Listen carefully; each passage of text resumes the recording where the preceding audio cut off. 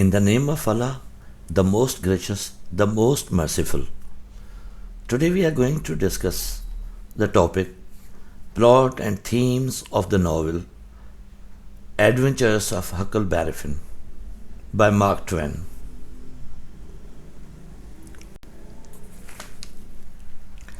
Huckleberry Finn is the best novel introduced by Mark Twain. The novel, in its true sense, is the book of boyhood memories of Mark Twain, which contains sweet and tender experiences of the author. We can say that the work is autobiography in a fiction form.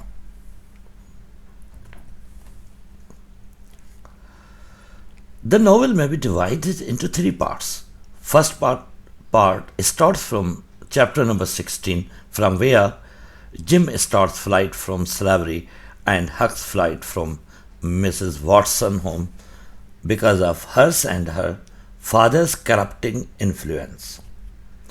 Second part continues into chapter number 33, represents Huck's entry into Granger Foods, the defrauding and impersonation of Duke and Dauphin, and their moral degradation.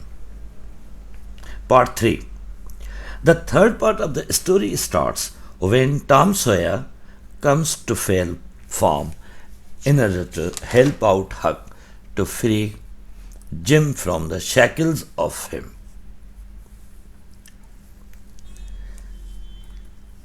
The plot of the novel is quite loose because it is picaresque type of novel.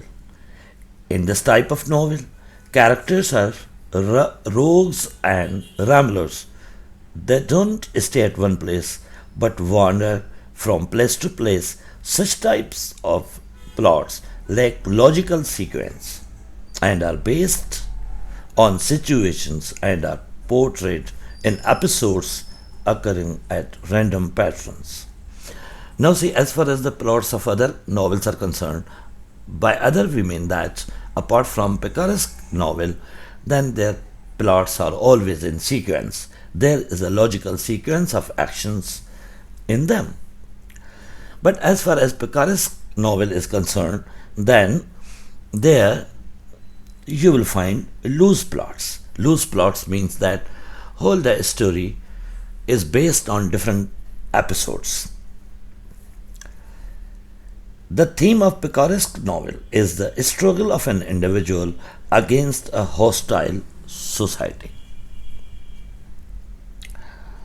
In these kinds of novels, ideal world is replaced by harsh world, along with exaggerated realism. In picaresque novel, there is a combination of truth and comedy to shed a light on the dark side of the world with the rays of satire. In this way, corrupt society is criticized as a disease and an individual is presented as a symbol of the society.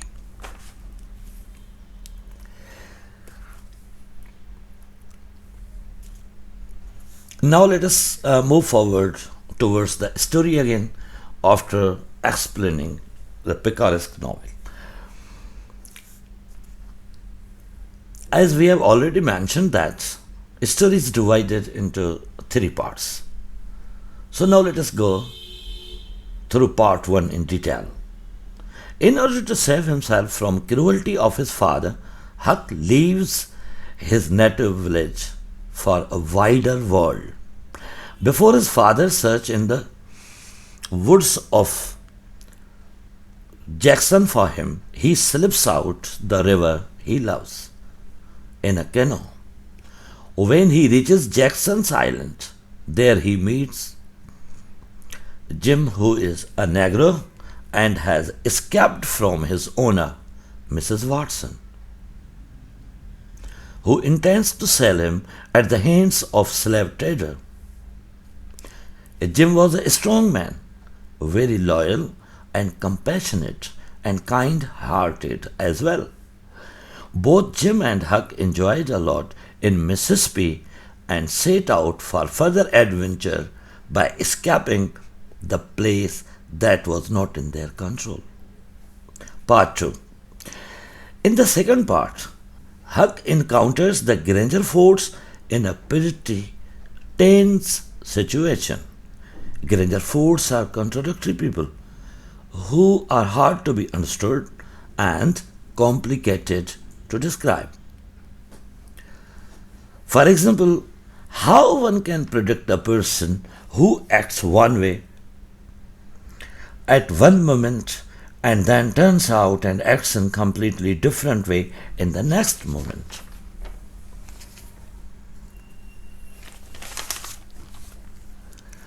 Huck came across such type of people in the name of Granger force. Huck experienced by there we mean that in the family of Granger force, elopement of Sophia, 20 years old girl, and shooting of 13 years old boy Buck.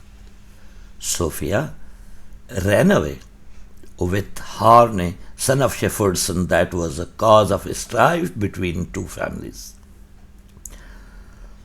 To see the situation of such type of people, Huck immediately leaves the Granger force and falls in the company of Duke and Dauphin, who are inclined to make money through fair or foul means. In the end of this episode, Dauphin sails out Jim to fail for $40. Part 3. In this part, we meet Huck and Tom Sawyer. Tom Sawyer's entry in this part is certainly new, but he has appeared on the scenery in order to save Jim from the shackles of Phelps. Huck is worried about Jim's freedom from the shackles of Phelps. Huck tells the reason for leaving the territory in search of peace and rest. He mentions that main reason of his escape was to avoid to be civilized by Aunt Sally, because he did not want to be civilized. Why he didn't want to be civilized? Because Huck was of the view that the so-called civilized society will hamper his inner peace and internal growth. Now let us move forward to the themes of the novel.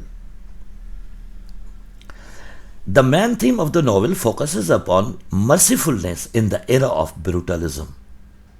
The behavior of Pep, Duke and Dauphin, Miss Watson, Widow Douglas, and Aunt Sally and her husband is very cruel to her. In chapter number 33, Huck himself expresses his experiences in the following words: human beings can be cruel to one another. The second theme of the novel is conflict between romance and realism. Tom Sawyer is a romantic one, whereas Huck is a realistic one. Douglas Grant says the main theme of the novel is Jim's freedom from slavery, whereas Alexander rejects him and calls Huck a hero who narrates the story.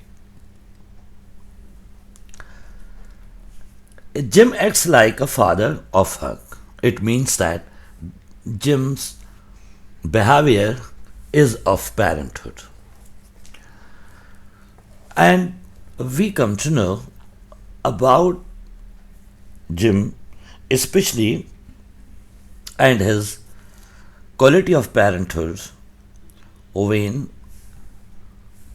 Jim found floating body of Huck's father on the surface of water and immediately suggested him not to see the face of his father. And certainly we know very well that because of relationship, it is quite difficult to see the face of dead father. And the last theme of the novel is identity.